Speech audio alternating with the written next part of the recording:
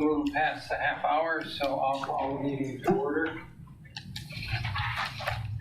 We're short one commissioner. I heard nothing from him, didn't either. So let's hope he's okay. Roll call, you're taking the roll. Public comments. This morning I do have one that was actually mailed to us. I'd like to just, it was really good documentation, a letter. It would be okay if I would read this to the commission. All right. This comes from a gentleman that actually came here and did a ride-along, or not a ride-along, but did a tour of our fire station. He's a fire police captain. His name is Bill Pinkleton, and he's from the White Springs Fire Department. He had wrote it to one of our people, but I thought it did a great job just paraphrasing what we do here and did a good job of just talking about the community as a whole. It says, Nate, on behalf of myself and my family, we would like to say thank you to you, Luke, and Jake for inviting us to your home and taking the time to show us around. Your hospitality was greatly appreciated. All the traveling we've done, your city of Marshfield and your department have by far been our best experience. So much so, we are considering seriously moving to that area. After we returned home to New York, we shared our experience with our fire department and posted our time there on our Facebook page. Feel free to check us out. It went on to say that they gave us 3 t-shirts for each one of the members that did the tour, and just kind of did that. But I thought that was a big piece of it. It just shows the level of dedication that our department has to doing tours and just doing public education as a whole. So I just want to say thank you to our entire department for that. That's all I have. Very good. I just texted Randy and his flight is delayed. That's why he's not here. Say that Randy again. Gershman, his flight is delayed. That's why he's not here. He was planning on being here. I just texted him. His flight is delayed. He was planning on being here, but his flight is delayed. So that's why he's not here. He flies himself. He can't get into the airport because there's other planes. Just because he flies his own doesn't mean he can get there first, right? Could have left early. Even as mayor, I can't do that. So how's that, everybody? Could have left earlier. The staff update. I do have a couple items for the fire department. Okay. Yeah, go ahead. All right. During the final budget approval process, all of the department heads were requested to break down our travel budgets, which essentially is our training budget. The fire department evaluated our budget and found that all of our training is subject to state statute. A spreadsheet was prepared with all the state statutes assigned to each line item, and if any item were cut, we would not be able to offer the level of service which would lead to cutting services. So that was all prepared and given to them. And then the other one I wanted to bring up was Planet Fitness is now in the Marshfield Mall. As part of their program to coming to new communities, they try to help out our community through a donation process. They generously donated about $40,000 worth of workout equipment to the department. Deputy Chief Eric Jonas was able to work with them and coordinated what equipment would be a benefit to the department. So great job to everyone there. Very good. Something that definitely offset our budget.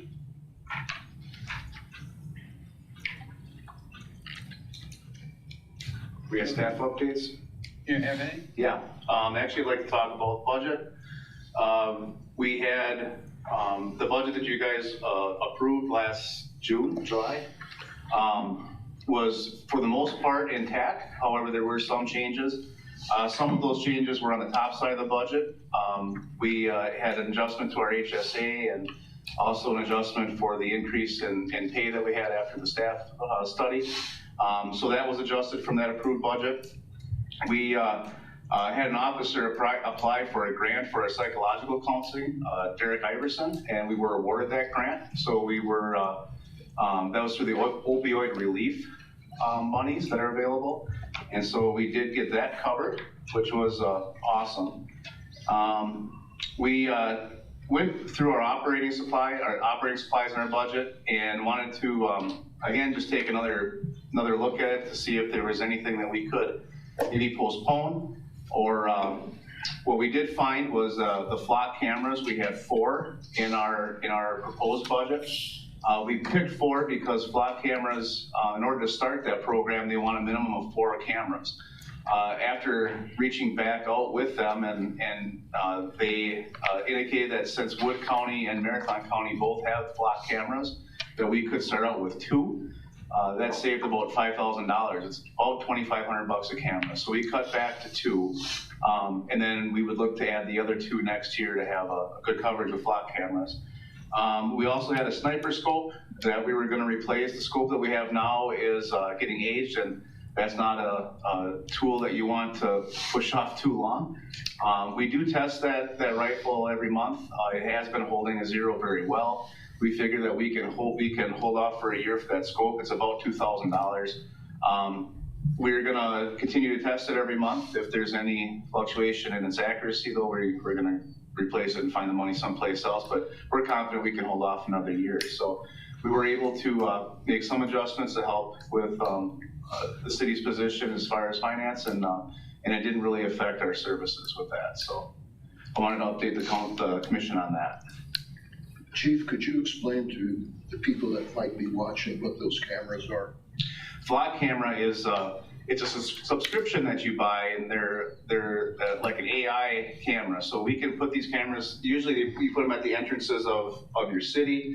It can read license plates. It can you can enter in, say, a color of a vehicle, type a red SUV, that sort of stuff.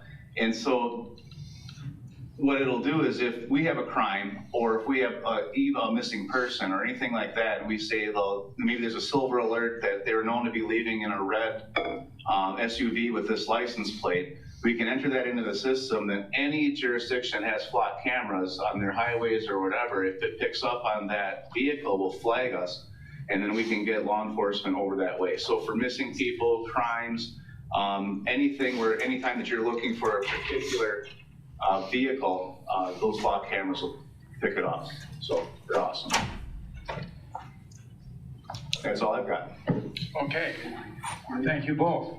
Andy, can I make a comment? Oh, yeah. I know I'm not really part of your staff updates, but I just want to commend and thank both Everett and Jody publicly for working with us on those final budget things. I never ask people to do anything or consider anything as mission critical, but they're great team players, and I appreciate the adjustments they were able to make without jeopardizing the mission of their departments, and it's well received. So I just want to commend them. You're commended. All right. Approval of the minutes of the October 10th, 2024 regular meeting. Motion, please. Move to approve the minutes. Thank you. Second it. Thank you. Any corrections, changes? Hearing none, all in favor of the motion signify by saying aye. Aye. All opposed, same sign. Motion carries. Introduction of firefighter Megan Peterson. Megan Peterson started with the Marshfield Fire and Rescue Department on November 4th, 2024, and is currently working on her 2 weeks of 8-hour days. Upon completion of the 2 weeks of days, she will be assigned to the Blue Shift as a recruit firefighter paramedic. Megan is currently enrolled in the paramedic class at North Central Technical College and will be graduating in mid-December 2024. Megan comes to us with experience as a firefighter and EMT. She worked for the Central Fire and EMS Agency based out of Abbotsford for 6 years. And she has also worked at the Marshfield Medical Center emergency room as an ER tech for 2 years, where she saw a wide variety of medical situations, which has greatly enhanced her knowledge. Please help me in welcoming recruit firefighter Megan Peterson to the Marshfield Fire and Rescue family.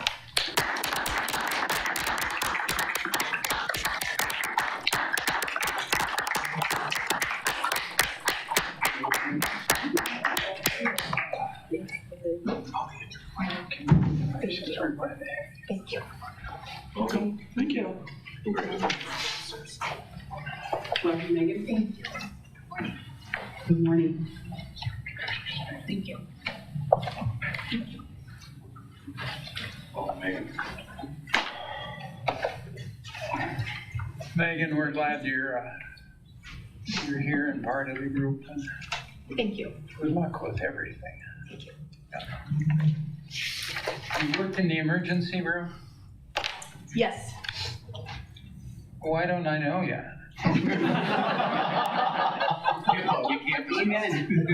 I was a tech, so I was more on the back end. Oh. Yeah. Yeah, I was lucky. My wife and I got a studio apartment in the East Wing.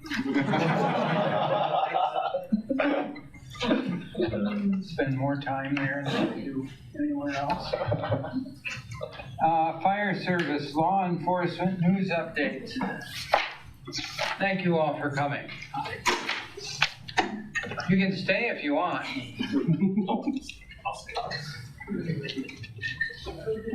Well, Michigan State Police vehicle tests are now available online. There's a brief summary of the vehicles they tested on the other side of that page. This month's Firehouse magazine had an excellent article on autism spectrum disorder. What was published was an abbreviated version. The full article is available at that web location. There were several hurricane-related line of duty deaths. 2 North Carolina police officers and 1 canine were killed in flooding situations. And then 3 firefighters, 2 in South Carolina and 1 in Georgia. And they were all deceased because of falling trees.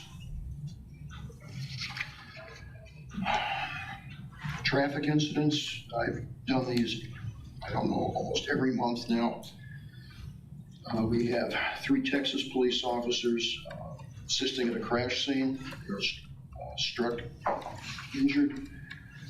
One of the motorists was using a cell phone at the time he approached the scene. A Pennsylvania fire police officer directing traffic at a crash scene.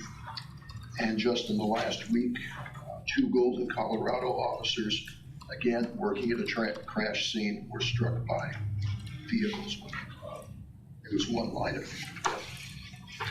Interesting occurrence in Seattle, which was the center point for a lot of the police activity. Their current strength is 930 officers. 4 years ago, it was 1,400.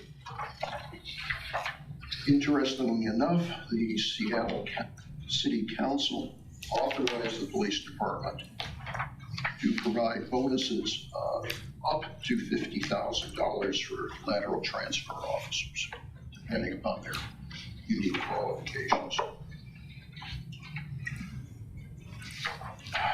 Stats from NYPD about attacks on officers. You'll note that the attacks have greatly increased over the past several years. Quoting from my source, the apparent cause is a growing disrespect for the police and a building sentiment among criminals that fighting an officer will go unpunished. There were 2 9/11 related line of duty deaths, both officers suffering from 9/11 related illnesses. That total of police and fire officers who have died from 9/11 related illness now far exceeds the number of firefighters and police who died at the scene.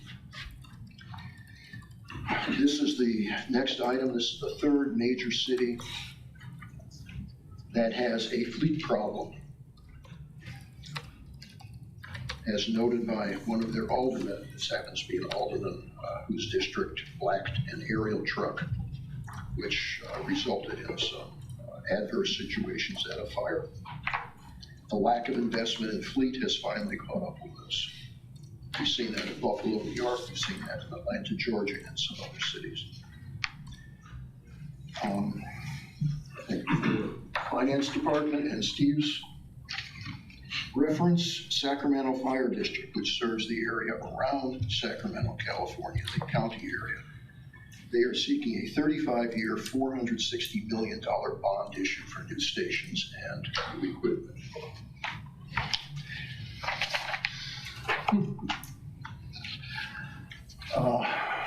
Fraternal Order of Police, noting that from January through October of this year, police officers have been the victims of 54 ambush attacks,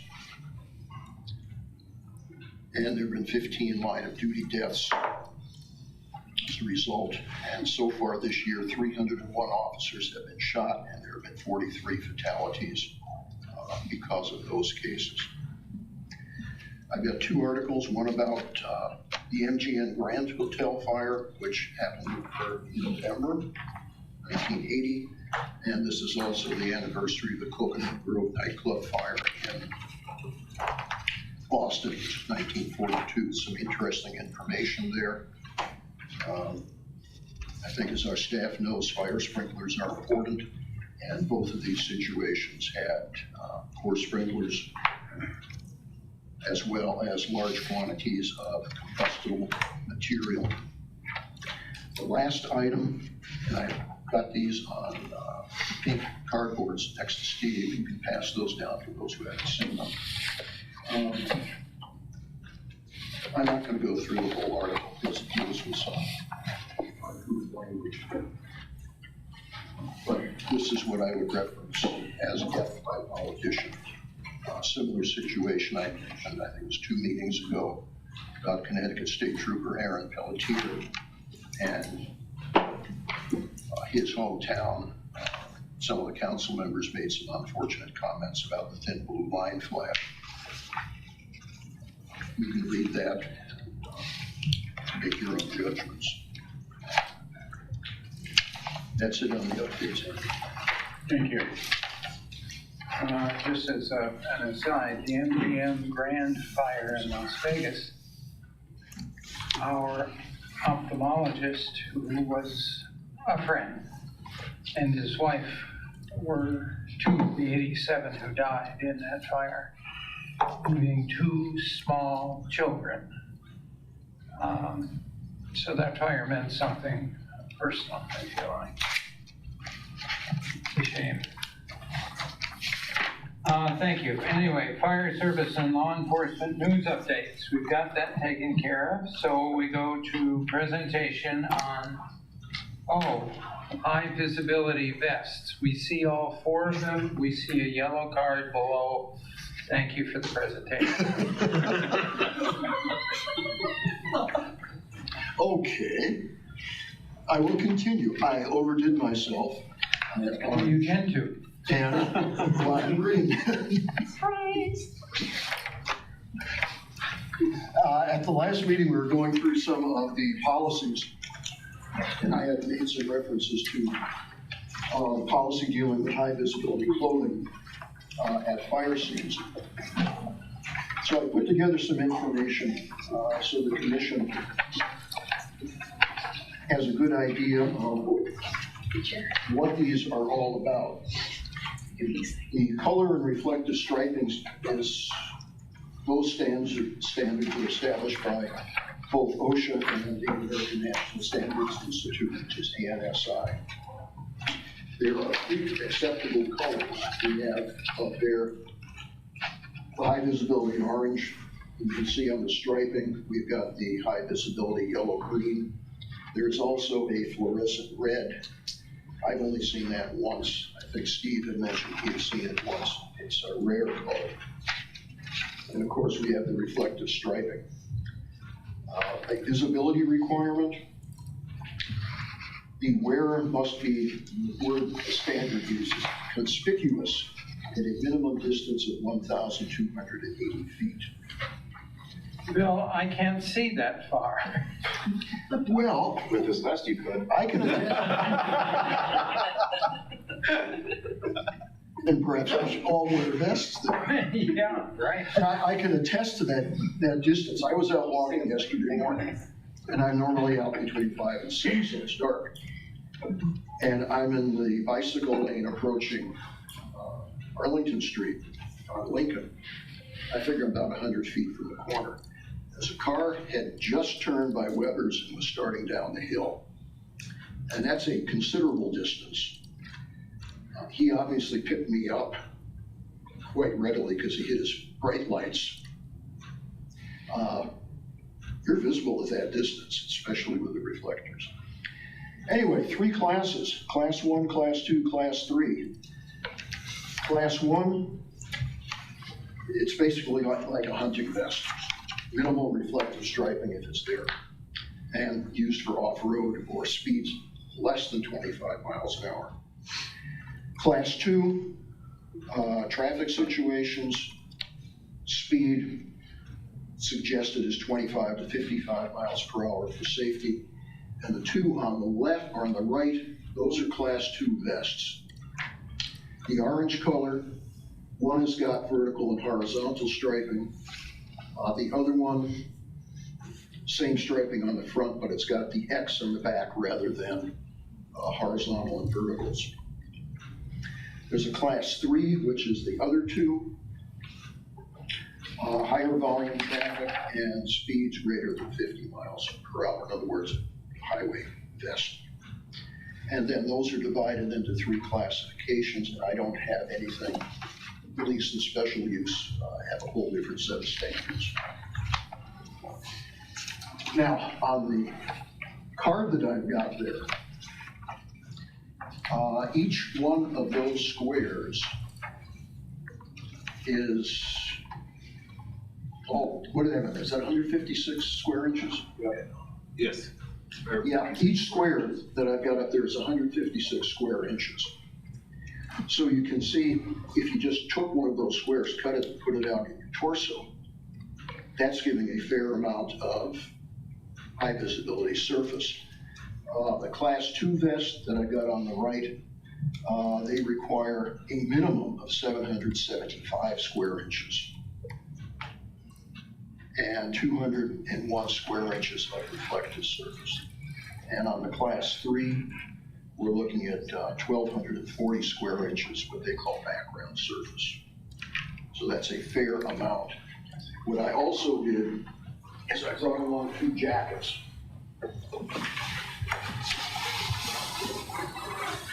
This is a Class 2 jacket. It's got the X on the back. And you'll notice on this one stripe there, no stripes there. This is the Class 3 jacket. Stripe on the bottom and double stripes on the sleeves. And I measured all of these and they far exceed the standard. Regarding the color, we see a lot of yellow today. Just personal preference, I prefer the orange. I think it's a better color. You find that when you've got vegetation out there, especially if the yellow is dirty, you blend right into the background, whereas the orange you don't. Okay. Any comments or questions? Thank you, Bill. Where did you get those anyway? Where? Yeah. All over the place. Are they yours? Yeah. When you walk, you shine, don't you? I shine. No, what? I think it was a day after I was out walking one morning. Steve gets a hold of me. He said, "Was that you out there?" And back when 150 feet away. and back when Steve was on patrol, Yeah. he told me one time, "We always know when you are." Yeah. From like a mile away. And that's good. We have speeds less than 55 miles an hour. Yeah. Except, of course, if you're on Lincoln Avenue where it's something like a racetrack sometimes. Thank you, Bill. Fire department bills. All right. The department had 2 sets of bills this month. The first set of bills was signed by Commissioner Steve Meeks on October 31st, and the second set of bills was signed by Commissioner Chris Hansen on November 13th. Most of the bills were routine operating expenditures for the month. I do have a couple items of interest for the billing cycle. You're going to see the Marywood construction bill on there. It's relatively high. That's going to be something we're going to see later on in the budget resolution. The Max 18 air misting fan, the only reason I bring this one up is we're able to purchase one this year through a grant, which offset our budget for next year, which then allowed us to have a cost savings on it. So that was a big savings for us. S&R truck, we just got done with all of our maintenance this month. Maintenance, some repairs, and some other work. I think that one was a total of about $19,000 that would have been seen in there. And then the Wisconsin State Fire Inspectors Association. We just attended that one. That's part of our fall conference for continued education for public safety and public education and also fire inspections. In that one, the lead lieutenant fighter and myself are both on the conference committee as well as the executive board for the organization, which allows for conference fees and 2 nights of hotel room expenses to be paid for by the organization. That definitely helps offset our costs here. And then Deputy Chief Barnes is the Area 9 chair for this area. He answers a lot of questions throughout the year for a lot of the surrounding departments to help bring up their inspection programs.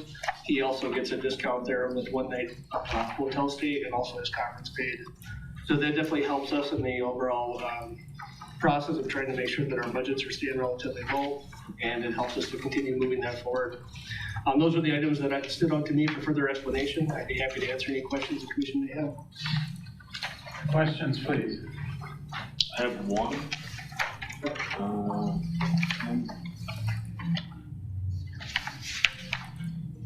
The 9M AED for the training center from Stryker. What's AED? Automatic external defibrillator. Okay. That was a request that came through from Mid-State Technical College and also our staff here. If someone were to have a cardiovascular event down there, we used to have an AED there, that external defibrillator. Should have known that, it's right on the.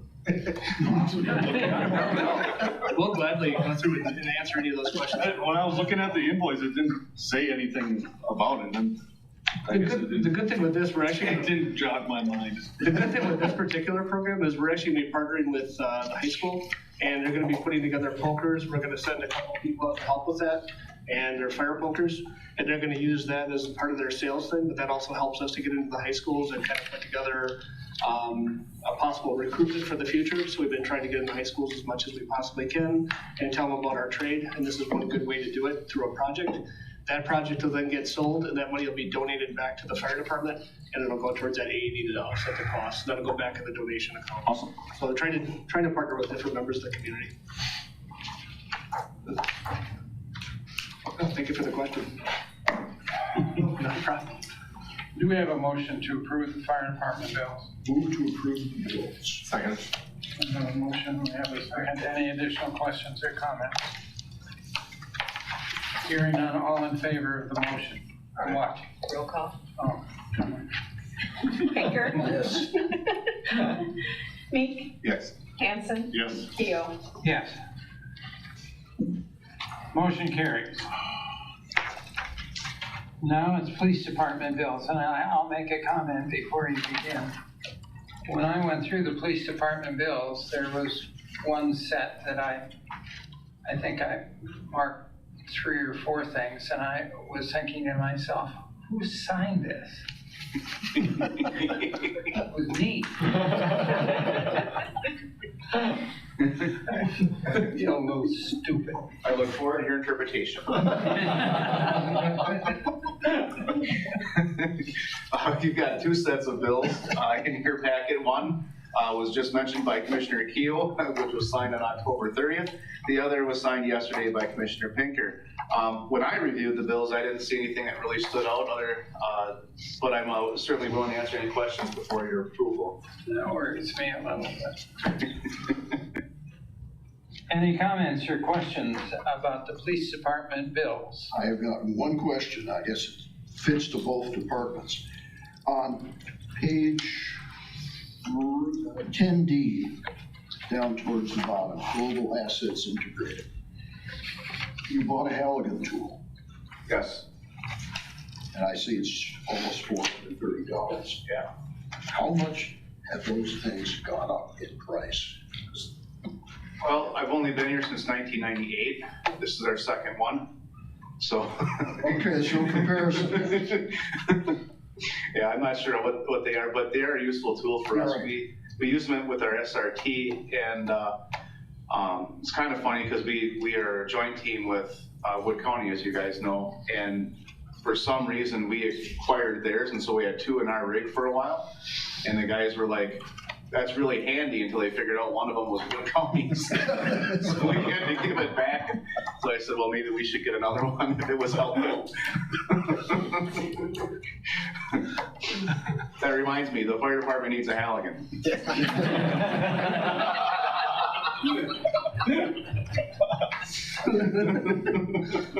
They don't inventory very well.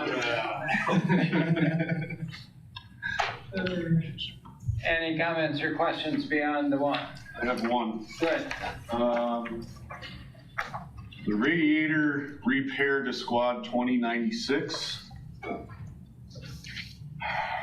I guess I'm just wondering, oh, never mind, I can't read because this says 2098. Okay, never mind, I answered my own question. It looked like it was diagnosed at one place and repaired at another. Yeah, The 2008 looked the same to me. Well, No, it is the same. It was, Yeah, So why are we diagnosing it at one place and fixing it at because we another? thought we could get it under warranty at B&H because it was like 3 miles shy of 100,000 miles. So we started there, and then once we found out what it wasn't under warranty and took it to AS. Okay, and I'm assuming that you took the diagnosis to Associated, so we didn't get billed for a second diagnosis. yeah, they've, both B&H and Associated work really well together to understand their situation. One was, warranty work, we go to B&H. Everything else, we go to Associated, and they've always worked real well together, so. Good. And that was on one of the Durangos. Are we looking at more Durangos in the future? Because I know we've had some problems. Yep, the problems have been with the Hemis. We've switched to the 6 cylinders, and other departments have had a lot better luck with those. We are cycling through, we're getting towards the bottom of our 8 cylinders. We're cycling through, we're hoping within the next 2 years or so we'll be rid of them. Every manufacturer has issues, everyone. And what we're trying to do is plan ahead for the least expensive issues. So to rebuild a 6-cylinder, we just talked with Jerry up at B&H, is significantly less and less time than the 8-cylinder. So it's not saying it won't fail, but it'll get us back on the road faster. I know there was a Northern Illinois department that was running the Hemis, and they basically got rid of their whole fleet. They were that dissatisfied. Yeah, it's unfortunate because it's they're excellent motors. It's just that they don't, well, when they run, they're great. So it's just, that's the part that's not happening. And just one final point, I'm glad to see that we've got this good working relationship between the 2 sets of accounts. Yeah, they've been excellent. That's good. Do we have a motion to approve police department bills? Motion to approve. Second. Thank you. Any additional comments or questions? Hearing none, it says here we'll have an RC. It's roll call. Meek, Yes. Hanson, Yes. Keo. Yes. And was Panker queried? What? Yes. Yes. You were? Yes. Oh, okay, I didn't hear it. And I didn't want to leave you out, although we had a majority. That's true. Fire department activities, training reports, and correspondence. As you look in your packet, you'll find on 11A, and I think it goes all the way back through 11C, 11, all the way through 11E. We've had a fairly busy month, and when you look at that, I want to take the time to say our staff does an excellent job of keeping everything moving in the right direction. They're continually on top of things. One thing that kind of came up this last month was Fire Prevention Week. It's actually Fire Prevention Month, the month of October. And we had an opportunity to meet every one of the kids in the schools. We went to every grade level, and we got into each one of those over a 2-week period. I really have to say that the Public Education Committee goes above and beyond when it comes to this activity. They really dig into this, and they do a great job overall. I'm hoping next month we can actually bring our Public Education Coordinator, Relief Lieutenant Jack Miller, in and hopefully do a presentation to you just to kind of tell what we're doing out there in the schools. I think that's a great thing to do here, and kind of gets it out to the community as what we do in the school system, as well as everything we do for station tours throughout the month. So that'll be coming in the near future. Other than that, that was the only item that stood out to me for further explanation. I'd be happy to answer any questions the commission may have. Questions, comments? Thank you, Chief. Next item on our agenda is a request permission for the fire chief to work with city staff on the referendum for the 2 firefighter positions that have been vacant since 2022.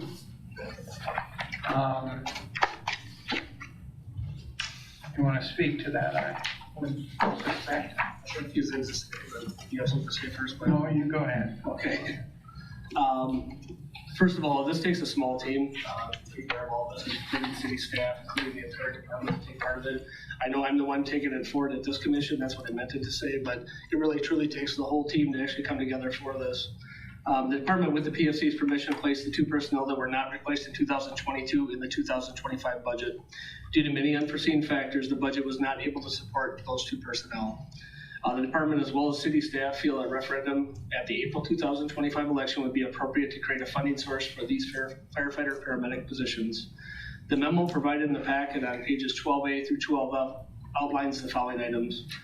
Public safety needs. The department has seen operational challenges with reduced staffing at minimum staffing levels on a more frequent basis, which could lead to less resources available for concurrent calls. Collaborative approach to the referendum process, just talking about the city staff members that would be involved in that process. Ensuring public support. Admin staff will need to hold hearing sessions and reach out to civic groups throughout the community over this next few months. So this is something we have to get prepared and get ready for.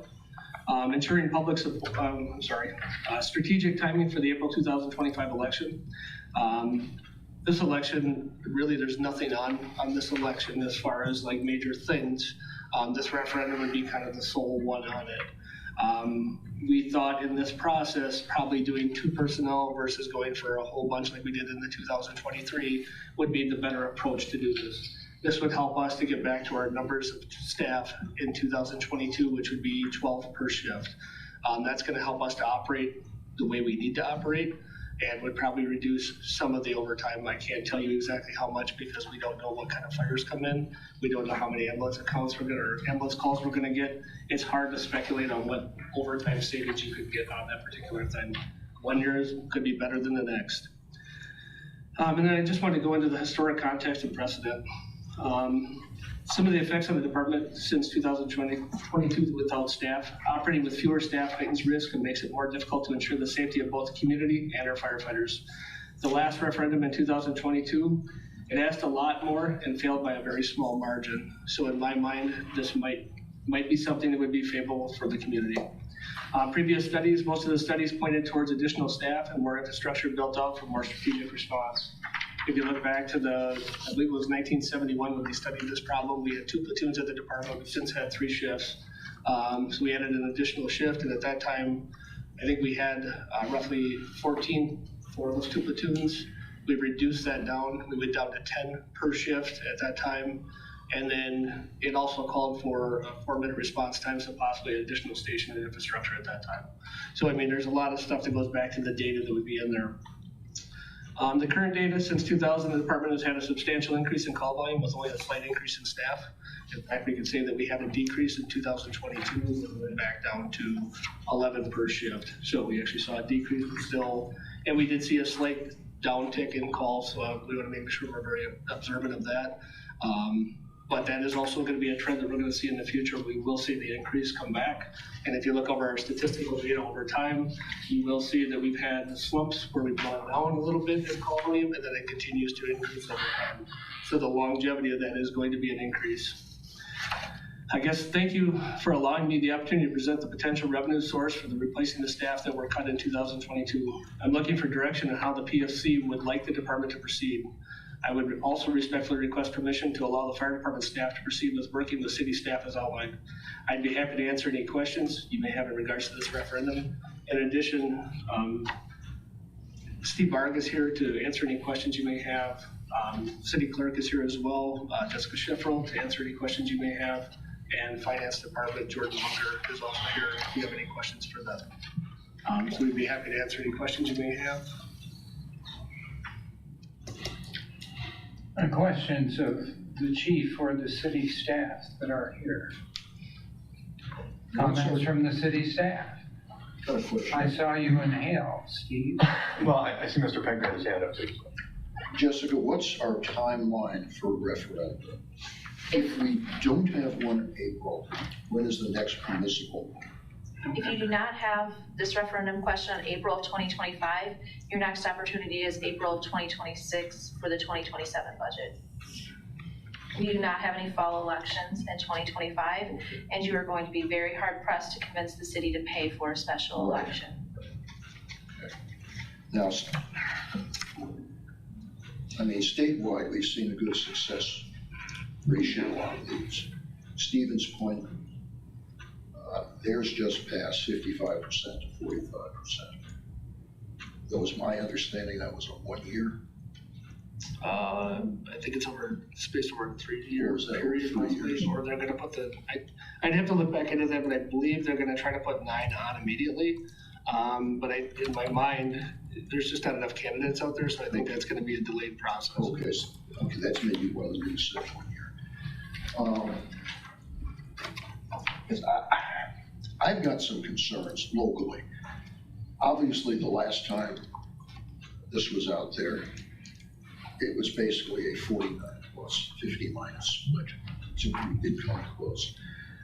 Now, the Marshfield school referendum, which obviously is not the same as a fire service referendum, was also close. If you figure that one out, it was 50.5% versus 49.5%. It was 1.02 yes votes for every no vote. Now, I don't have anybody, I don't have any children or grandchildren in the schools. My neighborhood is basically retired, so we don't have any contact with families that have children. But that vote disturbs me, especially since there was little fundraising and publicity about voting no. So we got that very high turnout. What do people here have as a feel for the local voters and their finances and what they would potentially go for? Yeah, I don't know how to judge that. I mean, I think that, we'll hear from taxpayers when they come in December that don't like paying taxes at all. I mean, any increase in taxes annoys a lot of our population. Having said that, I've been trying to evaluate in my mind the impact potentially that the school district referendum passage might have on an April 2025 referendum of this sort. And my reason for being as strongly supportive as I am is the fact that the size and scope is so different. There is the risk that the voters say, well, wait a minute, we just passed a referendum to increase our taxes in November. Now, 5 months later, you're asking us to do it again. And I would be more concerned if this were a size and scope of a referendum anywhere near that one. But that one at $71 million, and this one at, $250,000 at most, the tax impact is going to be minimal. And I'm hopeful that the fact that it was 50.5 and 49.5 or whatever it was back in April of 2023, and that was looking for 9 firefighter paramedics plus some other personnel. I'm hopeful that they see this as a pretty minor thing to get us back to where we are. We're at 2021. I know some of you were at the meetings we had, the town halls we had back then for the 2023 referendum. And I think a lot of the people even in those rooms were supportive, except for the big question was, do we need so many? So I think it's prudent. I think people will understand it. And I really, truthfully, this is me personally, I think that even though the school district referendum was passed last week, I still think this one has a pretty good chance and it makes sense. But do I know what every voter out there thinks? No. And like I said, in a month from now, frontline staff will be hearing from people who, are unhappy with any increase in their tax bills. I get that. But I think this one is appropriate. Other comments? I have one. I have no problem with the referendum, taking it to the people that use your services. I'm missing the message. It's vague. On the first page, you list strain on maintaining response times. Do we have a correlation to where less staffing has increased the response times? Is there a direct correlation to patients not getting the care they need because there's less staffing.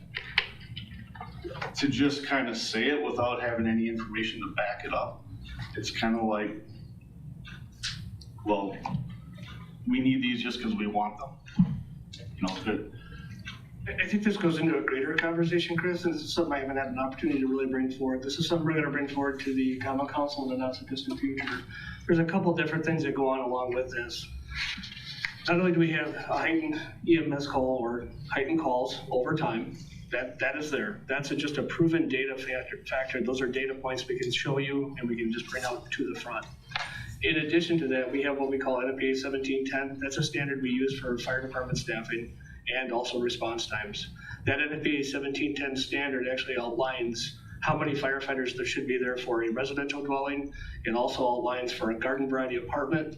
It goes into what should be there for a strip mall, and then also a facility similar to what the Marshfield Clinic is. That's something we're gonna put in that presentation. I'm sorry I didn't have the depth in this one. What it does call for at the minimum level for fire department staffing is 15 personnel.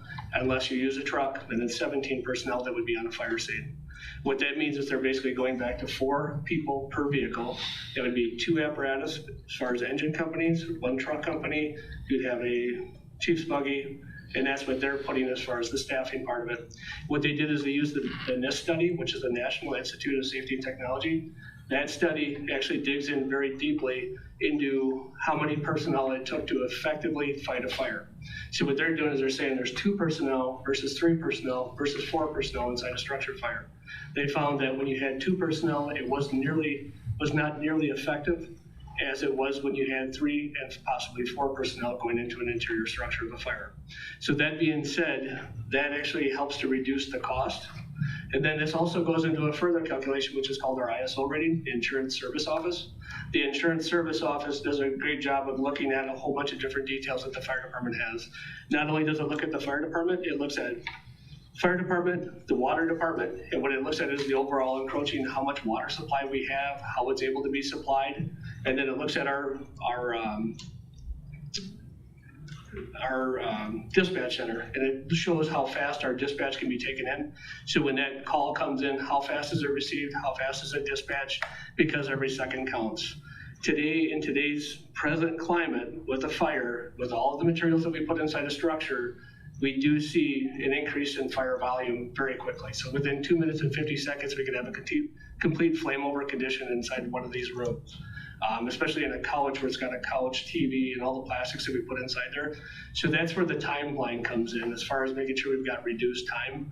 We're trying to make sure that we're spaced as far as time goes.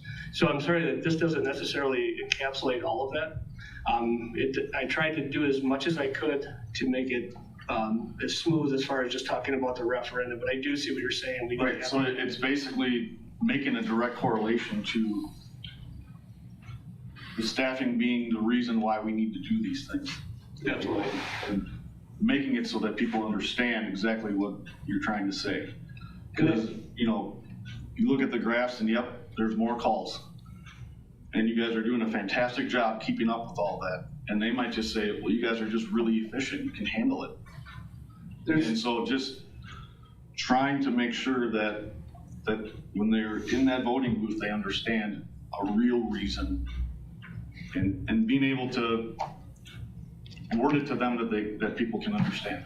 Absolutely. Because it's not, you know, not everybody does this for a living. And absolutely. And that's where we have a tough time sometimes because I've got probably 25 years of experience. Right. Yeah. You need some jargon in there. And yeah, you start getting into jargon, we're trying to make it as streamlined as possible, but I do absolutely understand what you're saying, Chris. And that's something, it's all about marketing and doing it the right way so that the voter understands exactly what they're voting for.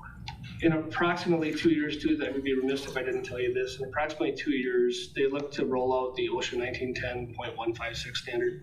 It used to be for fire brigades. That would mean like Masonite, when they had their own little fire team there, it kind of encapsulated that. What they're doing is making that more robust. They're actually calling into all departments, being career departments and volunteer departments. One of the standards that they're on the cusp of looking at is the NFPA 1710 standard. I don't know what that looks like. I'm trying to find as much information as I can. If you find the information I gave you this morning, it's in the fire blog. Actually talks about fire laws and things that they're talking about bringing out in the not so distant future. Again, I wish I had more data on this. As far as the information that's coming out, they're saying that there will be something on staffing, and it's not just our department, it'll be volunteer departments as well. So I think it's gonna be, we're much farther ahead of the curve on this as far as what we're doing for mental health, as far as what we're doing for collaborative training, all the things that are outlined in there. The only thing that we're kind of lagging in is our infrastructure build out as far as what our response times, to reduce the response times, and the bigger one is just the staffing needs.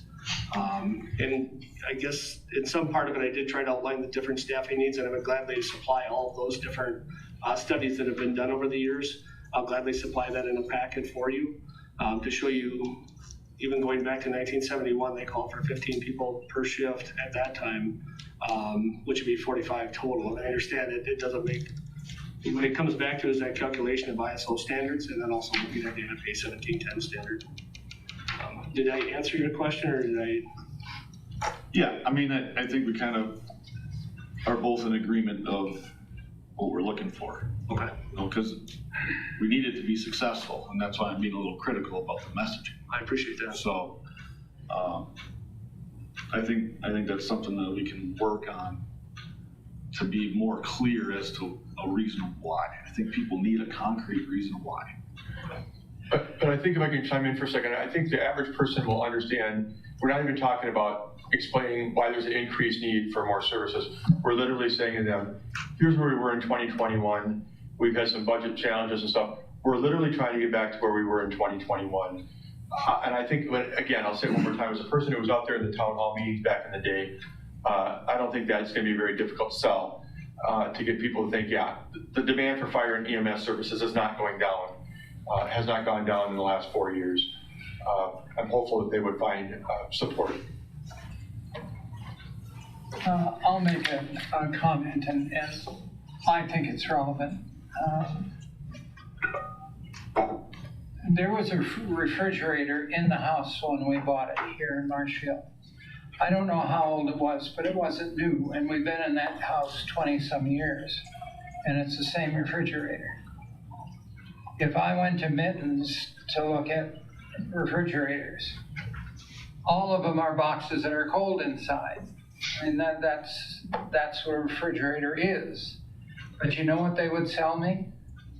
The screen on the front that allows me to see what's inside and talk to my computer and keep my shopping list, and they don't understand that I could care less, but there are a lot of people who are buying that.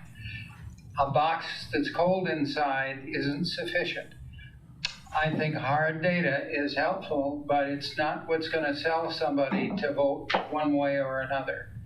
They have to feel like there's some benefit to them.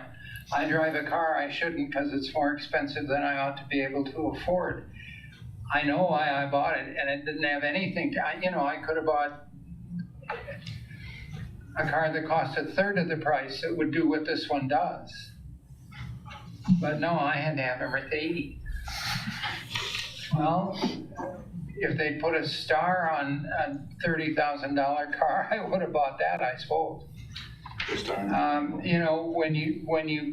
When you sell something to somebody and talk them into doing what you want them to do, it has to be something that they feel connected to, that they want. And as I said earlier before the meeting, they have to feel it's a benefit to them. It doesn't have to be a real benefit, it can be a perceived benefit. I don't buy anything that I don't think is going to benefit me. And all the way from groceries to clothes. And so the data is fine, but I don't think the data is going to sell a lot of people. What's going to sell people is they're going to say, oh, I get that, whatever it is. I'm talking 50 and 60 years ago when I worked for IBM and went through their sales training program. And at that time, their theme was sales are on benefit. The buyer has to feel a benefit. And if they don't feel that benefit, they aren't going to buy. So you want to sell them a computer, They don't know what it is. They knew less than I did, and I barely knew enough to sell them. They had to feel like they were going to benefit somehow. They were going to make more money. It was going to be more efficient for the business. It was going to be all this stuff. They didn't care about the data. Well,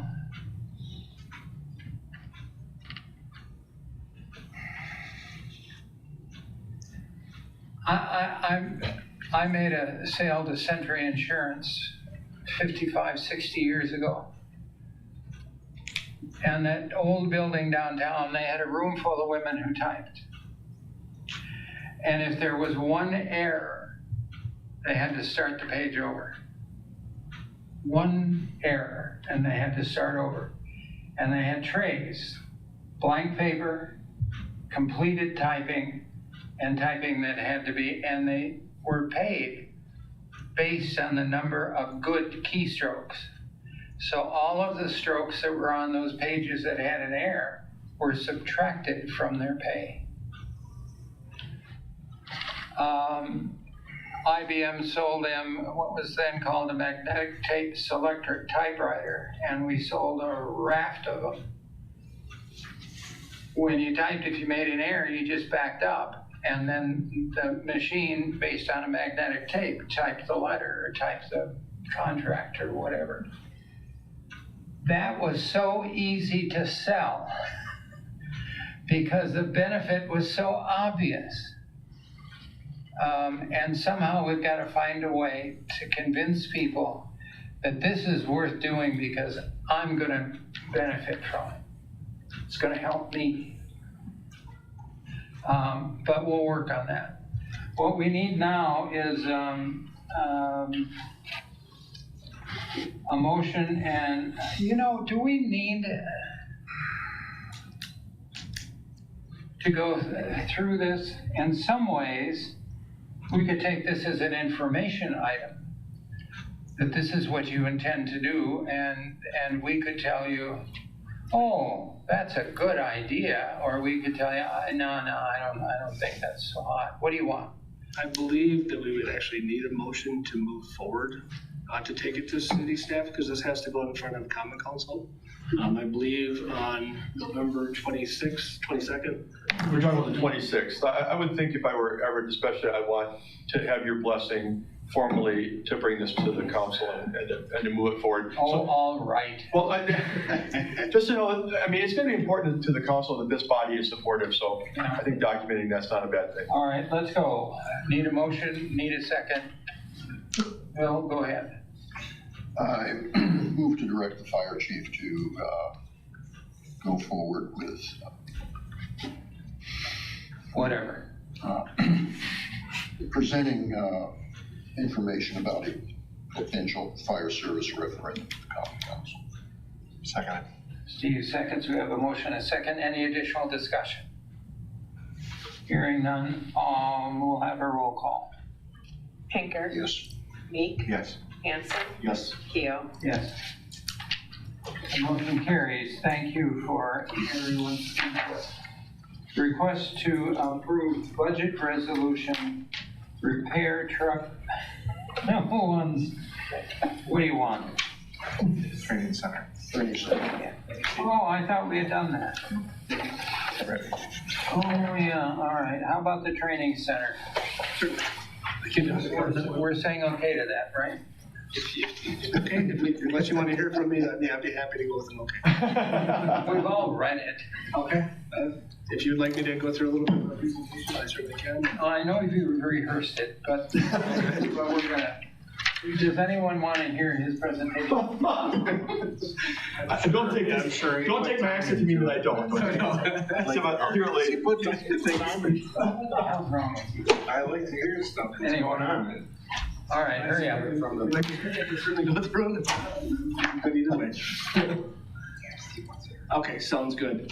The department entered into an agreement with Mid-State Technical College in 2021. This agreement was to build out the training center with training props that are mutually agreed upon both agencies. Since 2021, the department has worked on building on infrastructure that would be mutually beneficial. This includes a building Building out the white garage to be a climate-controlled building for training during inclement weather. Improve lighting for night training. Addition of electricity to buildings on the grounds. Props such as the Denver drill and firefighter survivability maze. Technology additions such as internet and Wi-Fi. Many safety upgrades in the existing props, and security upgrades such as cameras and repairs to fences. At this point, we'll need to put together a sustainable plan for future expansion. It would be in the department's best interest to have a comprehensive master plan. This would allow us to plan for the best use of the land, what is needed for properly training our staff, as well as future firefighters, and help with finding funding to build out the facility. In order to do this, we'll need to put together a request for proposal as outlined in the city policy 4.810. In order to complete this process, we would need to follow the recommendation detailed on the memo in your packet on page 13D. The department is requesting direction and approval to move forward with working with city staff in the development of an RFP for a comprehensive master plan for the training center. We have a motion, please. Thank you. A second, please. I'll second that. Thank you. Comments or questions about the chief's presentation? What is being requested has numerous steps associated with it. It's going to go from us, then to the request for proposals, then it's going to go to the plan commission. This would be the equivalent of a campus master plan. And from the plan, it receives plan commission approval, then it goes to the common council for their approval. So we have to recognize there are multiple steps along. And do you want that added to the motion somewhat? No, that's just a given. Okay. That's also outlined in the memo. The steps in the future. That's all at the end of that. Anything else from the commissioners? Your agreement with Midstate, you say is 21? 21, it's a 10-year agreement. It goes through 2031. Didn't you have something before that? We did previously. That was back when I guess when it originated. That would have been back in 2004, probably through 2008. At that time, Midstate had some redirection that they were doing at their facility and basically dropped out of the agreement. And then we re-entered into that agreement back in 2021 to again foster this into a better training facility that can be utilized by a regional staff. Yeah, okay. Is there any, and I don't know how to ask this, any possibility that other departments in the area, even volunteer departments, would want to collaborate and use the facility? Absolutely. We've already got a few that routinely do it. One would be Cameron Fire Department and I believe Lincoln Fire Department. They've utilized at different times. One thing we do want to try to do is foster in some type of agreement between them just to make sure we cover everything that needs to be there. And then in the meantime, they've basically been using it under Mid-State Technical College's agreement. That's how they've been utilizing it, but we want to make sure we outline it a little bit better. Okay, all right, thank you. Any additional comments or questions?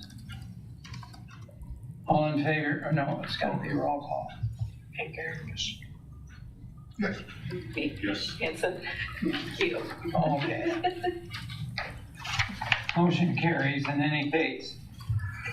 Approval of budget resolution 23-2024 to repair truck 1's deck gun. You're taking this paramilitary stuff too far.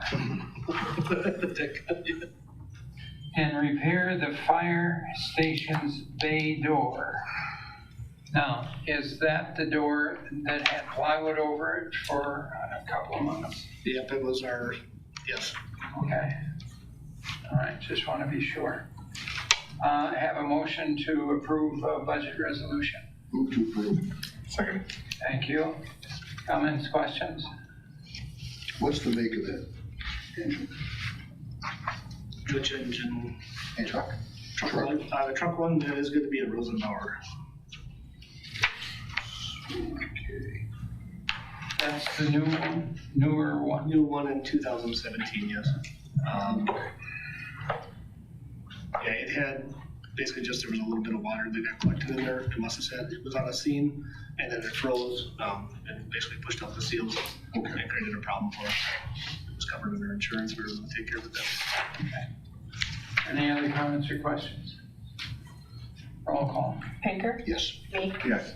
Hanson, Yes. Keel, Yes. Request approval of an increase to fire protection fee schedule. I'll start by presenting this one. It is that time of year to look at the Department's fire protection and prevention fees to see if any adjustments are needed. In this process, we evaluate our external comparables to see what adjustments may be needed in our fee schedule for the city of Marshfield. The comparables that we use is Wisconsin Rapids, Stevens Point, and also Wausau. In 2022, we did add fees to our fire protection efforts, which were structure fires in the city, vehicle fires in the city, and also extrication of vehicles in the city. And in 2022, we also added fire inspection fees for businesses that did not make repairs, which were, first 2 inspections were free, third and subsequent inspections started at $100 and increased by $100 for each re-inspection thereafter with no cap. Deputy Chief Barnes has been working on this over the past month and will be presenting the department's recommendations. At this point, I'll turn it over to Deputy Chief Barnes for explanation and questions for the commission that the commission may have. All right. In the packet you guys received, just a little background. I'm not going to go word for word through all this. But a little background is, with the recent shortfalls over the past few years, due to the lack of the state funding, state revenues and all that stuff, we've been presented, each department into the city presented ways of having alternative revenues for your departments to offset, budgets and stuff like that. So we've been out seeking, your grants, trying to figure out different ways of shortfalls. We have the different scheduled fees and stuff like that, and then inspection fees and all that have been out there. We've been working diligently to make sure we get these paid and like that. Some of them we have to retract because the wrong information was in there, so people didn't get information. Some of them just haven't paid up yet and like that. But it's been in a work in progress with the different companies that we work with. Working with LifeQuest along with Fire Recovery USA. We've already got a means of doing this billing and to get this out. So we don't have to pay anybody to start this all over again and stuff like that. So we're utilizing through them to render this, since we got the services that are already being rendered, we can explore the big thing now is to explore our annual schedule fees. I worked with, talking with Stevens Point, talking with Wausau and Wisconsin Rapids. They're all different. They're off the boards. Wausau doesn't have a ton of extra fees, but they're really looking at increasing fees and adding fees right now. That's on their docket with their department, among their entire department. Stevens Point, for instance, they really don't have any fees at all because they got such a bigger thing. They feel everything's off their taxes and all that stuff. The only fees they really hand out are basically fines for not doing non-compliances for fire inspections. That's really their biggest fees. Rapids follows suit with us for most stuff. All our inspection fees, false alarm fees, all that, they're exactly what we have currently. So we're doing very much comparables. What we want to look at is some recommended changes. As you can see in your packet, the first chart in your packet for motor vehicles, this is just based off of our calls from last year, from 2023. So I have a full year worth of data for it. Currently, when we first started with the fees, it's $500. It's pretty much across the board. $500 for an accident, $500 for hazmat calls, $500 structure fires, vehicle fires, extrication. But CO alarms were in there, but we never charged for CO alarms, carbon monoxide alarm type stuff. But it gives you a breakdown at the prices that were initiated, thoughts on it of how much revenue we would have had. So if we go with the current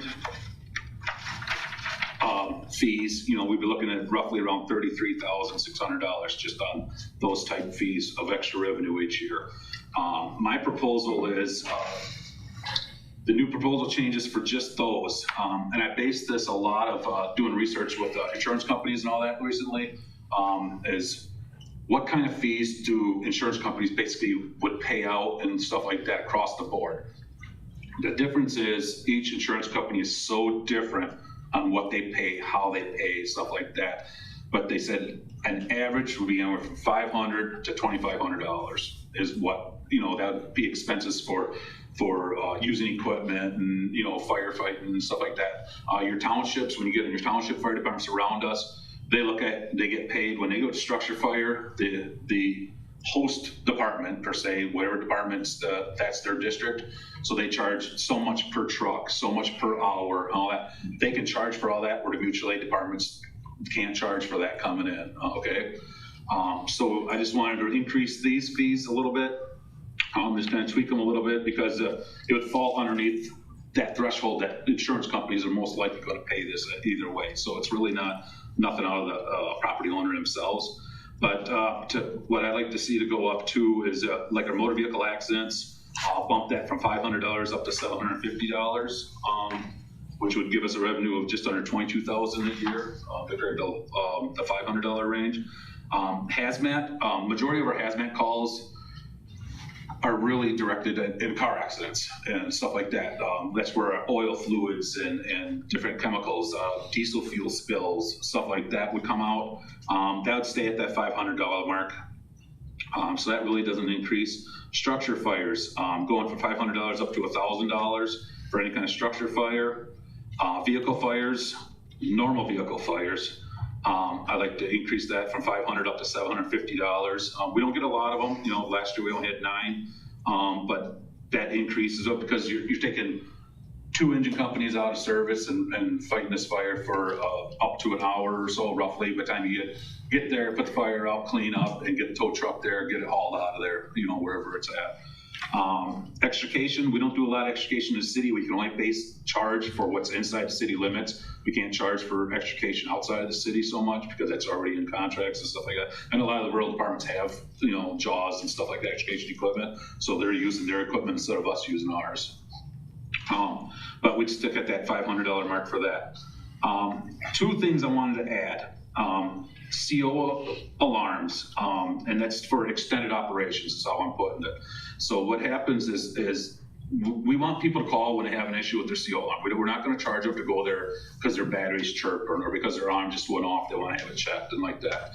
What we're looking at is in our reports to generate a fee would be these extended operational sessions where we're in there for 2-3 hours ventilating the house. We've been out there, I've been out there sometimes 2-3 hours, we're tearing decks off houses because snow built up underneath it, plugged all their exhaust pipes and stuff like that. You know, so when we're out there, you know, we're going out generally with 1 or 2, possibly up to 3 people, depending on how the call comes in, and having to wear air packs at times because the CO is so high in the house. We evacuate the house, then we go in and do all the work to evacuate, to ventilate the house out, make sure it's safe and everything, and then determine where it's coming from. Is it what product's causing it, so we can take that out of service until it can be repaired.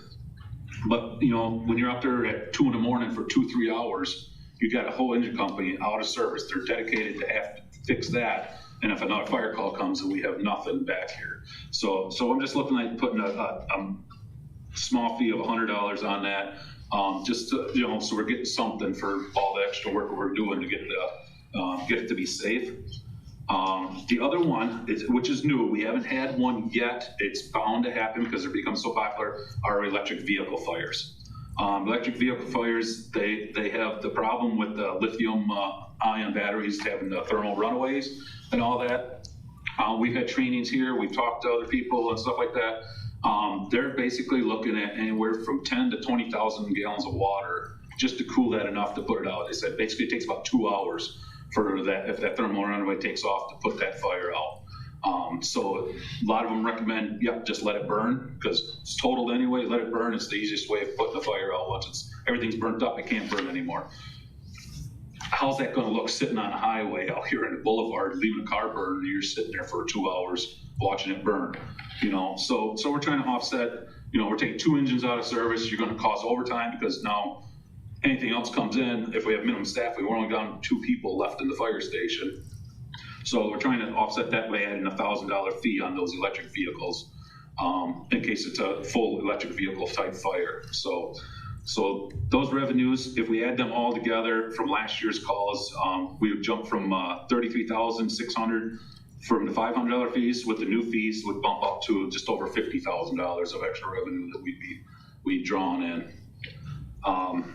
Other research, like I said, talking with the different departments around us, including volunteer departments, they use a lot of these fees now, especially car accidents, as part of their revenue for every year. You know, so they're charging per hour, per vehicle, with putting oil dry down and stuff like that. So I'm gonna start capturing more of that billing and stuff like that and start getting that out there, because that's, insurance companies are paying for that stuff. So, in my opinion, let's get to that. These are all well recommended, and they're easily to change, you know, nothing to overly be justifiable to have that, those fees to increase. Let's see what's next one. So that takes care of that, our fire inspections. Continuing with our fire inspection fees, in the past, you know, we've had, like Everett said, we've been doing this since 2021, having the fees and all that for people that are not complying, all that, instead of just taking them to court and fighting them. We started adding fees, started at $100 after the third inspection, continue to go up from there. We are getting revenues from that. Getting people to pay all the time is a little more difficult, but Fire Recovery USA has been doing pretty well with getting us some fees back and forth on that. Currently this year, we've billed out $7,400 just in people that didn't fix their stuff. Taking count a lot of that time. Once they get that first $100 fee, things are getting fixed. You know, so we do got a couple others that get up there a little bit more, but and we've already collected up to this year $4,600 of that $7,400. So, and there's a lot of billing out there that just got billed out in the last month or so here. So you got to give it a few months time for that to, you know, people to turn in. We get a lot of calls because when they get this bill, to get an odd address. It's a Marshfield Fire Department address, but it's out of, like, it could be Milwaukee or out of Georgia, and that's just the billing company. But they get the bill, so I've been clarifying that a lot with people that call, which is nice. People are calling saying, hey, is this a bogus thing, or is this a legit, you know, bill? And then and some of them call, we never received anything, and that's where we go back and find out there was an error in an email address or something like that. So then I'll retract that bill, a simple, you know, one wrong number, one wrong letter in it. So, I mean, it's simple. They never received it, so how are they supposed to know that they had an issue? So some of those just get retracted out and like that, but then they get it fixed, you know, right away, because they don't, my God, I got a $400 or $500 bill. I never got anything on it. You know, they got to realize, you know, we're not gonna sit around on these.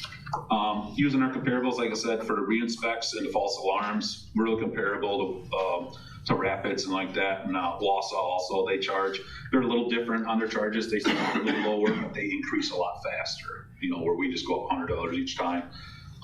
And then continue staying after so many inspections or so many false alarms, it goes up, stays at $1,000 for every single time we go there.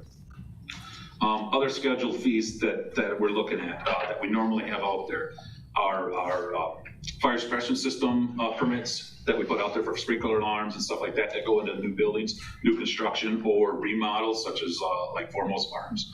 I had to put a whole sprinkler system in there through their insurance company, had to have a whole new system put in. And then we also have our tent permits, firework permits, and bonfire permits. All these take time. We have to go out and do special type inspections on them, especially when it comes to the fire suppression systems. When it comes to those, you gotta have a special license just to go out and inspect them. The only two in the city that have them right now is Chief Mueller and myself, that can go out and certify that them have been installed right, that they've been tested, and that they're regular, you know, certified and stuff like that. So it costs a little bit more education, a little more training, and it costs fees for our licensing every few years.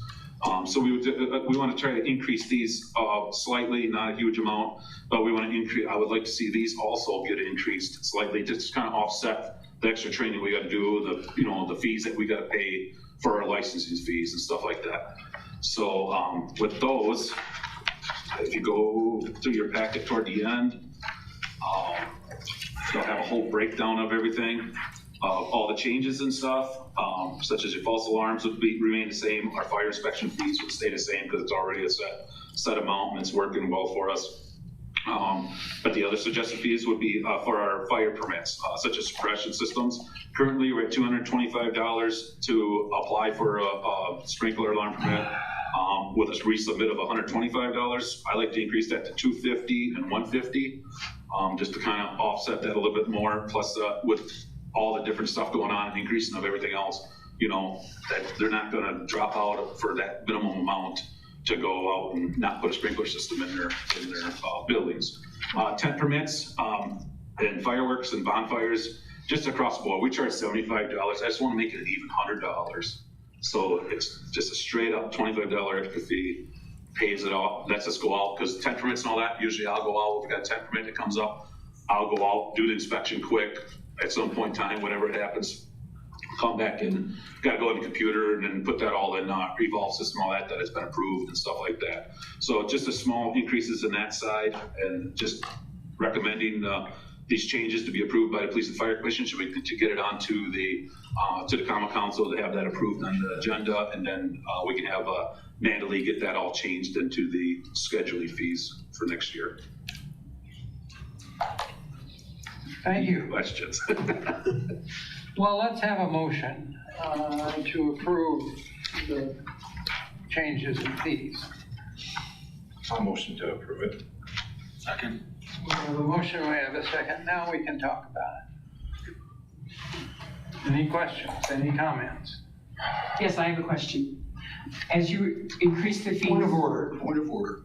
Pardon me? Point of order. The lady is not part of the body, and her comments are not legitimate at this point. He's right. Okay, I'm sorry. Andy said I could talk if I want, and I have a legitimate Well- question, but I won't. You know, Andy is kind of loose about some things. And It's all good. It's all good. I he's kind of tight about others. Oh, thank you, Bill. But Bill is correct. When we're done, you can comment. Is there anything else anyone wants to? Yes. On the electric vehicle fires,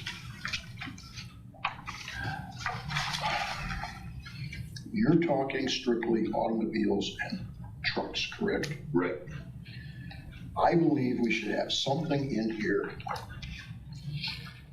and perhaps include it in the same category, dealing with electric scooters, electric bicycles.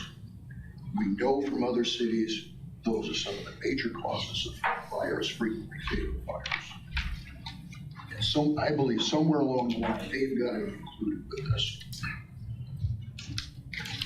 The only, because when you have a lot of those fires, we're collecting that because it's usually inside of a structure. Okay, So you're collecting that through the structure. structure fire. Okay, thank you for So that. compared to the vehicle, the EV fires, I'm looking, they're out on the road. Right, okay, Out there. okay. Can I add to that? I was thinking the same thing, and I was going to question that earlier, but I'm thinking the battery system's a lot smaller, so the time to extinguish is less. That's why I didn't really bring it up before we took the motions, and also the structure fires. Yeah, because then you're looking at, okay, not only those vehicles, now you're looking at, okay, what do they call them, overrounds or whatever, the kids' things that they ride on the boards and all that, you know, them cause a lot of fires. But I just had a friend of mine's kid, his house just burned down. It was from a battery pack to recharge your phone. You know, a portable battery pack, lithium batteries, that's what the insurance company determined that's the cause, and they're going after that battery pack company to pay for the damages. You know, because he had it plugged in, it was charging, it burst into flames, it had a lithium runaway on it, it took off. So, I mean, I can't charge for, you don't want to charge for that minimum amount of thing because it's already involved in the structure. So you're collecting it through the structure itself. On that, that's why that bump up kind of goes up, kind of covers that cost.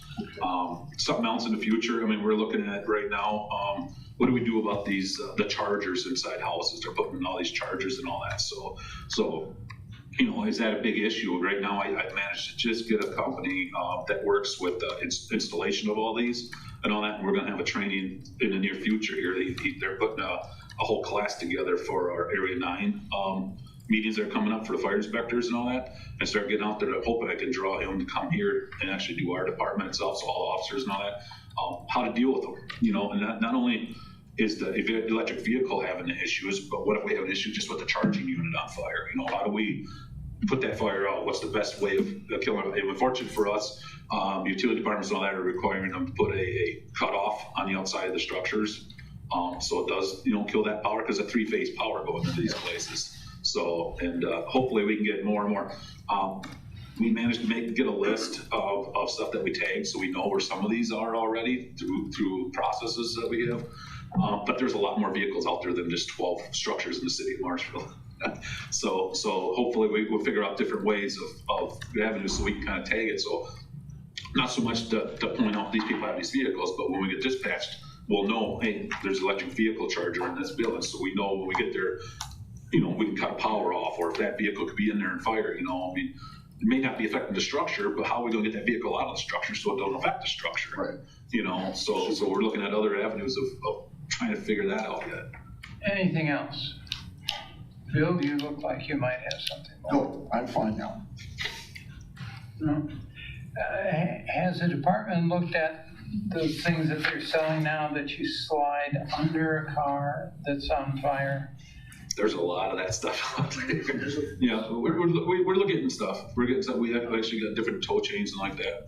Everett's been seeing more of that before I got into my position, so. I can speak to that. We actually use high lift jacks. So we put the high lift jacks in and we lift the vehicle up on the side. So it jacks up to one side and then we basically set up water right underneath and we're just projecting it on there. Yeah.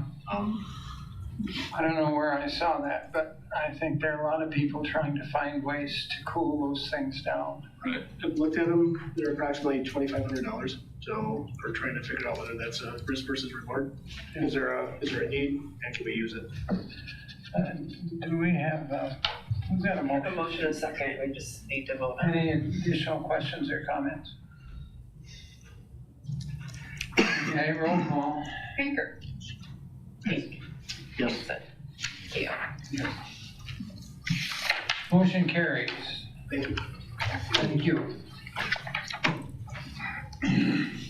We're gonna make more money.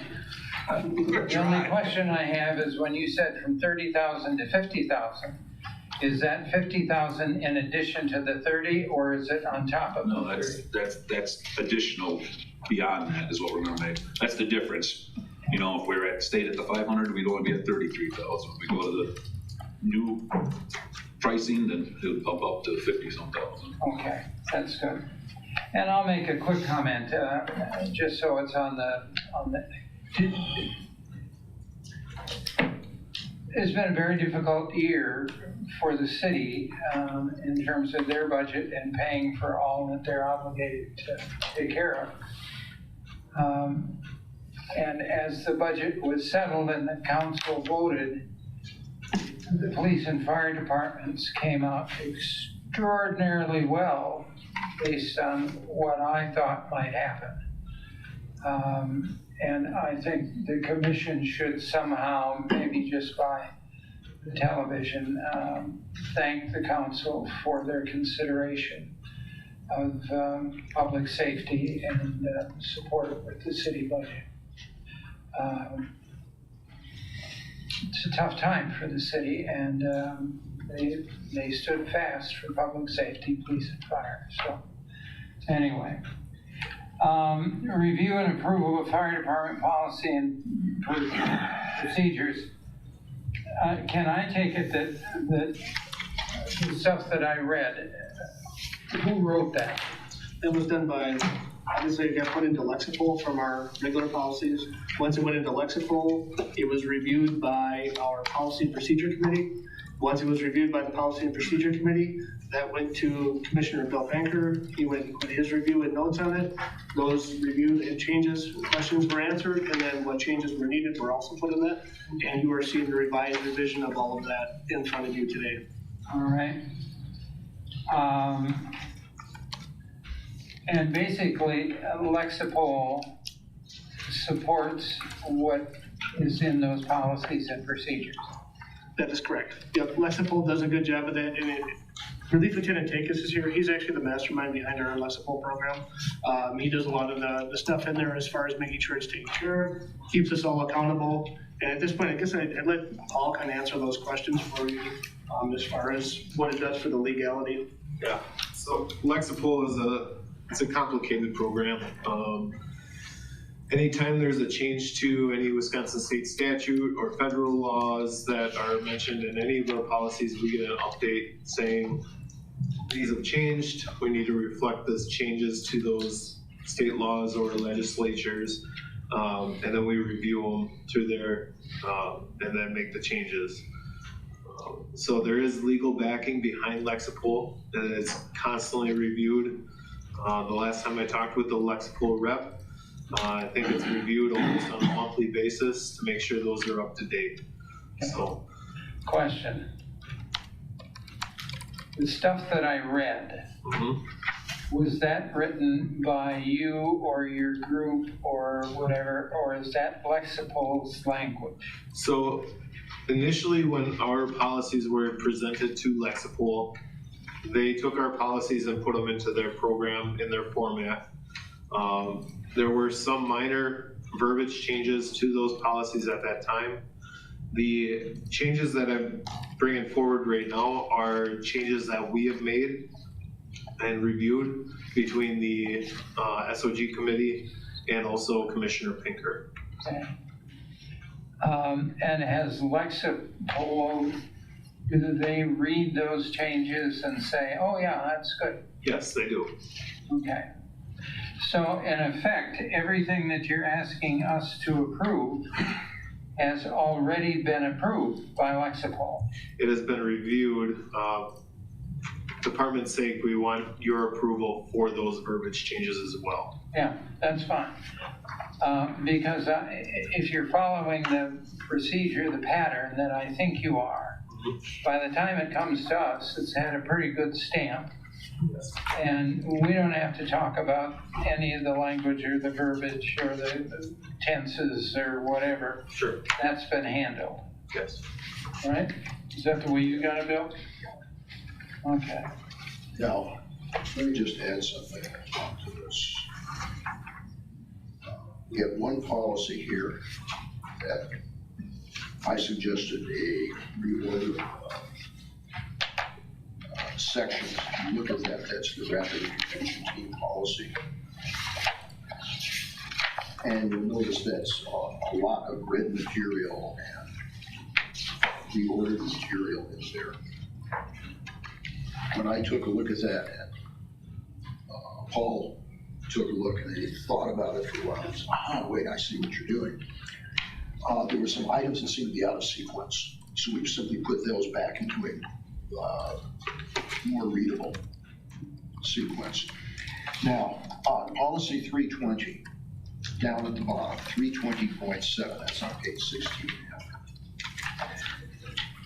Paul and I went around on this one. Media access and special tours and briefings.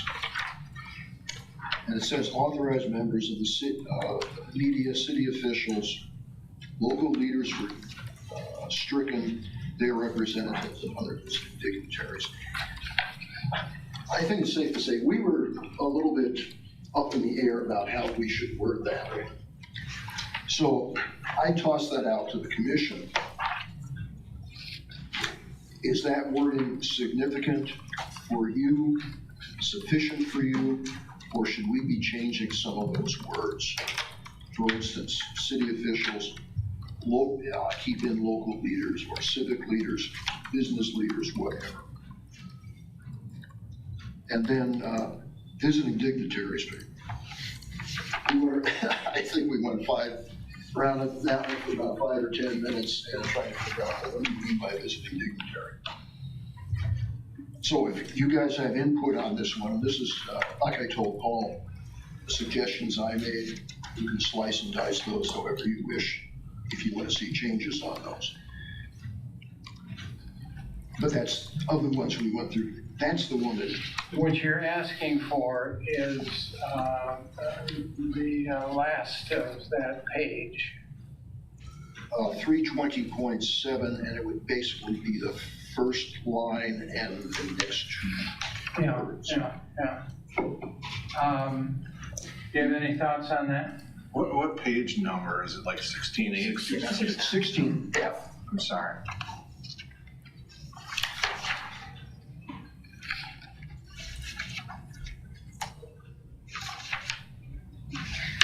Any input? I don't have any concerns. Steve, have you found it? Yeah, I got it.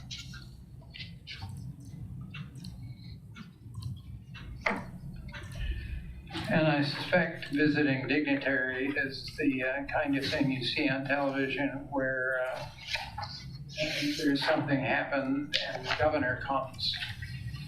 And the governor wants to talk. Governors always want to talk. Yes, sir. We actually did have the governor in town, I think, this past summer, when he was filling potholes, so it's like, it does happen. Yeah. I don't have a problem with it because the person in charge is gonna authorize it. So it's gonna go through the chain to get to that level. Whether or not it's safe, number one. Two, is it something that they should be seeing or not seeing? Is it an active investigation, et cetera? Yeah. I remember that and it didn't stop me at all. Okay, that's fine.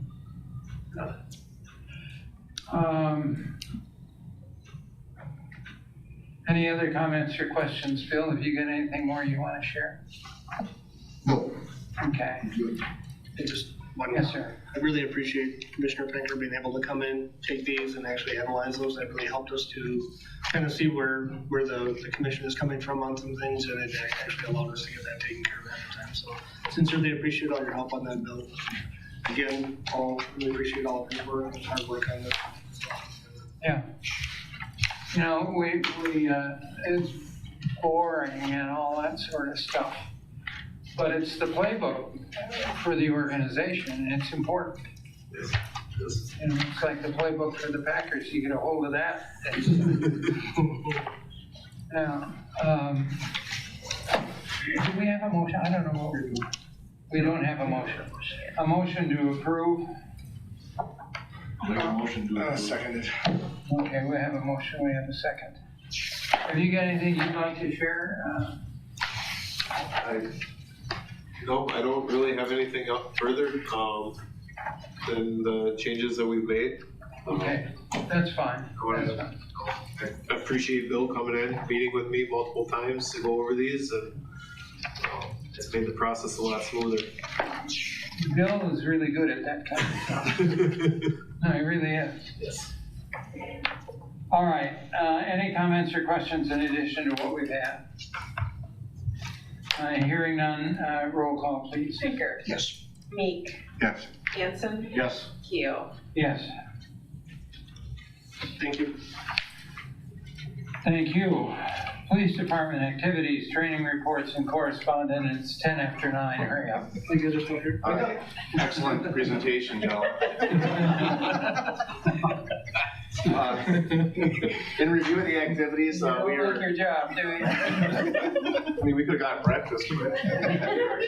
And looking at the activities this last month, we were pretty active in training and community engagements and planning and things like that, but I really didn't see anything that was out of the ordinary, but I'd be happy to answer any questions before we be placed on file. Thank you. Any questions for the chief? Page 17B, lethality assessment protocol. What Yeah. does that deal with? The LAP program, that's in domestic abuse incidences where they're intimate partners. It's kind of a bigger study. What we're trying to do is try to predict where there's more cause or more cause to believe that there could be a death in the future. So there's a lot of times when there's a domestic abuse death, especially with intimate partners, there's a pattern of behavior that happens. So what we're trying to do is identify if those patterns are existing in this case, and then get resources for the victim. It's been a program that we've been involved in for probably 5 or more years. So in a sense, it's like a progression in use of force. You have the spectrum that you're looking at. Yeah, what years ago they've identified that there's a pattern of behavior, especially in intimate partner domestic violence instances. So this helps us to screen through some of those cases and get resources to victims a lot faster. So this is the 2.0, so they've upgraded, and basically it's a lot of the updating and how we get those reports to people, but it's been a really good resource for our community. Anything more? Okay. We'll go to item 18, and this is a request to approve allowing the record staff police department to work half days on Friday, basically. Yeah, well, actually, it's to close the lobby a half day on Friday. The record staff would absolutely be benefited from this. We did collect some data, and that's in your packets. And I believe it was, approximately 5 or 6 months that we've collected data. And what we found is that most of the instances that we're dealing with on Friday afternoon could be handled without having the lobby open. We have staff there 24/7. Really, the only thing that's affected is if we have to give change back, because we don't have, none of the officers run the cash register. So we trust them with guns, but not the cash register. much more. Other than that, everything else can pretty much be handled. Right now, they take a total of 1.5 hours a day in lunch and breaks, and all of them, or most of them at least, have expressed that it's too long. You just start to get into a rhythm with work, and then you have to stop and all of that. And so they would rather have that half day on Friday than the extra time during lunch during the week. I see this as a low-cost benefit to the employees, and I would recommend that we move forward with it. Starting at the first of the year so we can let the public know the changed hours. Good to have time to have that broadcasted. Have a motion to approve this? Thank you. Second. Thank you. I have a motion and a second. Comments or questions? When the city first started discussing having only 4.5 days at City Hall, I expressed concern to the Finance and Personnel Committee that the public was being denied full and unfettered access to local government. I feel the same about this. I fully understand what your staff is saying. I'm familiar with some of the studies on, 312s on weekends, 410s, 412s, flex time, and so forth. So I'm not going to get into the pros and cons of those.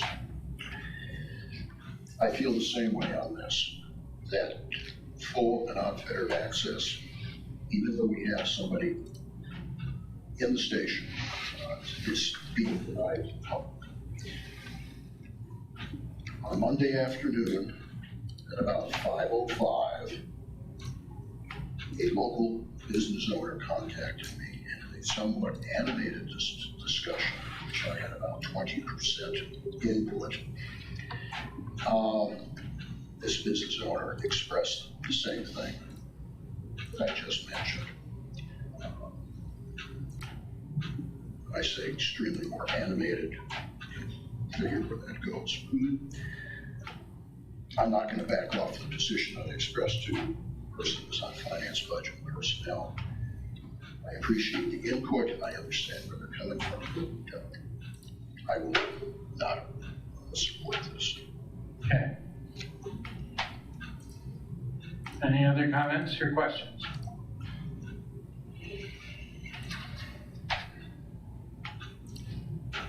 All right. Is there a way to alleviate that part of the problem where, how many people do you keep? Right. Well, one thing that I'd like to add that's different with our department is that our staff is taking care of all of the things, or most of the things that our record staff is too.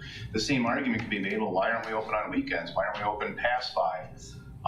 It's no different. And so my thought is that we are doing a low to no cost benefit. We're giving the same access to the public, and we're benefiting the employees. So to me, it's not complicated at all. Okay. I think it's time we take a roll call vote. Bill, I think you made your position clear. You made your position clear. If there are no additional questions or comments, let's do the roll call. Baker? No. Meek? Yes. Hanson? Yes. And Keo? Yes.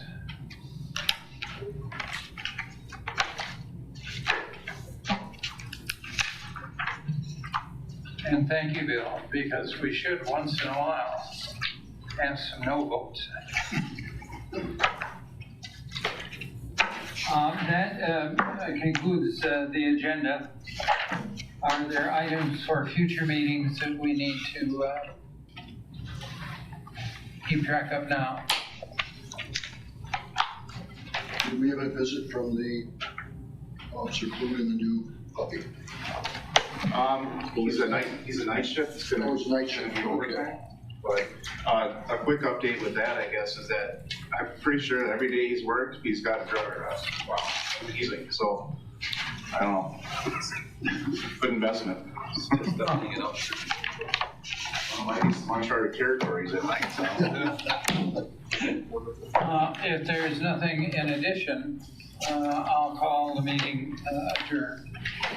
And thank you all. I think we accomplished a good bit today.